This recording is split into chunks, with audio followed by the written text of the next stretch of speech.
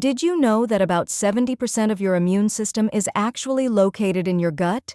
It's like this hidden command center that's quietly running the show for your entire body.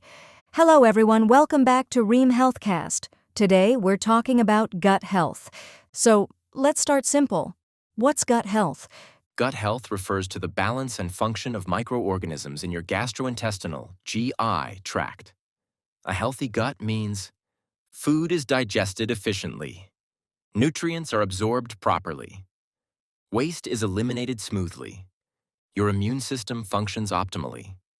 When the balance of good and bad bacteria is disrupted, it can cause issues like constipation, diarrhea, gas, bloating, acid reflux, or even chronic conditions such as irritable bowel syndrome, IBS. We always hear people talk about digestion, but gut health is actually much bigger than that, right? Absolutely. Your gut does way more than just digest food. It actually plays a key role in your immunity, mental health, and overall well-being. And what's even crazier is how much your gut impacts things you wouldn't expect, like your risk for chronic diseases. So, if your gut is doing all this behind the scenes, why don't we pay more attention to it? I feel like it's one of those things we only notice when something goes wrong. That's the thing. Most of us don't think about our gut health until we're dealing with bloating, indigestion, or worse. But the good news is, there are so many simple, natural ways to take care of it before it gets to that point. So, how to improve gut health naturally? The first step is looking at your diet.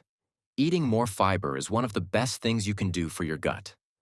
Fiber feeds the good bacteria in your intestines, helping them thrive. And where can people find fiber? Are we talking about fruits and veggies here? Exactly. Whole grains like oats, quinoa, and brown rice are great sources, as well as fruits like apples, bananas, and berries. Vegetables like broccoli, spinach, and carrots are also packed with fiber. And don't forget legumes. Beans, lentils, and chickpeas are fantastic too. Okay, so fiber is a must. What else should we be adding to our diets? Probiotics are another big one. These are the good bacteria that help support digestion and immunity.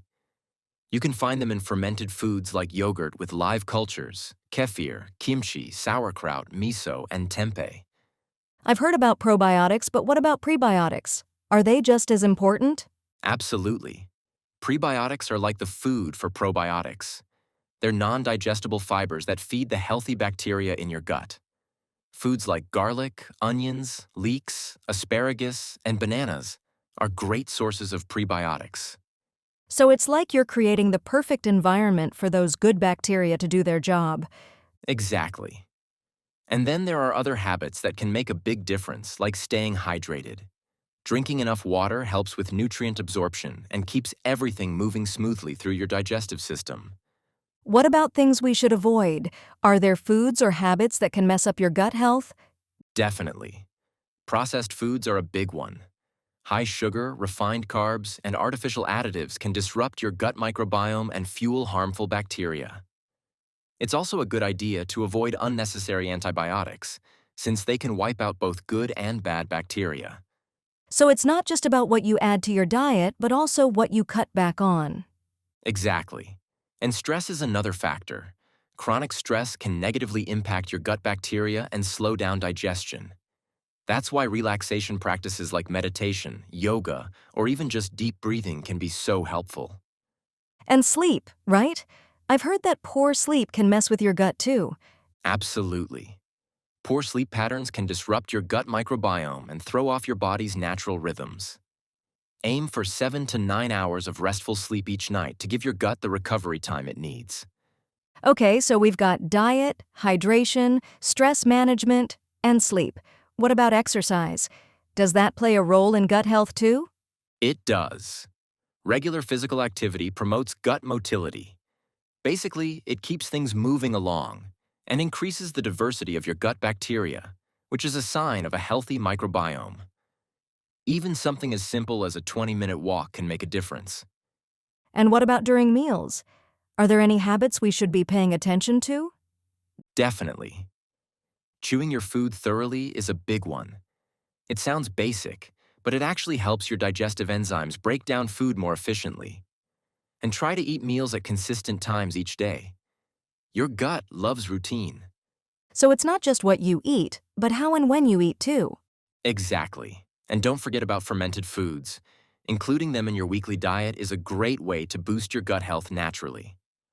Okay, let's recap. If someone wants to improve their gut health, they should focus on eating more fiber, probiotics, and prebiotics, staying hydrated, managing stress, getting enough sleep, exercising regularly, and avoiding processed foods. Did I miss anything? Nope, that's a great summary. And remember, small changes add up. You don't have to do everything all at once. Start with 1 or 2 habits and build from there. And if someone's dealing with persistent issues like chronic bloating or abdominal pain, they should probably see a doctor. Sometimes natural methods aren't enough, and it's important to get a professional evaluation. A gastroenterologist can run tests and create a personalized care plan to address any underlying issues.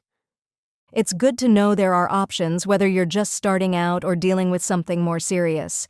Absolutely. Your gut health is so important, not just for digestion, but for your overall well-being. Taking care of it is one of the best things you can do for yourself. Well, I'm feeling inspired to make some changes. Maybe I'll start with that warm water and lemon in the morning. That's a great place to start. And who knows? Maybe your gut will thank you with more energy and better mood. And with that, we've reached the end of today's episode. A big thank you to our listeners for tuning in. We hope this conversation helped you better understand gut health. Stay tuned for our next episode, where we'll continue bringing you practical, easy-to-understand health topics.